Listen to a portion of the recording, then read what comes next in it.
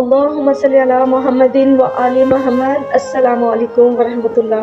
ناظرین، کیا آپ بھی چاہتے ہیں کہ خواب میں آپ کو مکہ مکرمہ، مدینہ منورہ یا گنبد خضرا کی زیارت ہو؟ کیا آپ کی روح بھی تڑپتی ہے کہ رات کو سوتے ہی غیبی اور روحانی اشارے ملے؟ جیسے کہ ہماری ایک بہت ہی پیاری سبسکرائبر نے کامنٹ کیا اور انہوں نے پوچھا کہ درود ابراہیمی کی برکت سے زندگی تو بدل گئی، لیکن وہ ایسے سچے خواب کیسے دیکھیں؟ آج کے اس ویڈیو میں ایک ایسا روحانی راز چھپا ہے جو آپ کی زندگی بدل دے گا۔ ویڈیو کو آخر تک لازمی دیکھیے گا۔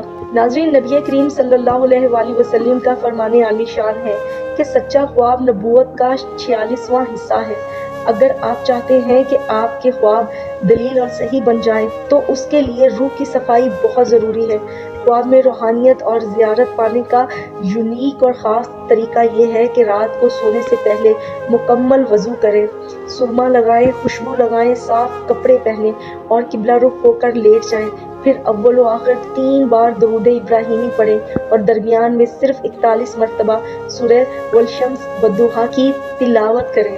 پڑھنے کے بعد اللہ سے دعا کریں کہ اے اللہ، میری روح کو سچے اور پاکیزہ خوابوں کی نعمت عطا فرما۔ یہ ایسا مجرب عمل ہے جو پر اعتماد روحانی ایمان کو جگا دیتا ہے اور دل کو سکون ملتا ہے۔ ناظرین، اگر آپ بھی مدینہ پاک کی زیارت کی خواہش رکھتے ہیں تو کامنٹ سیکشن میں لبیک یا رسول اللہ ضرور لکھیے۔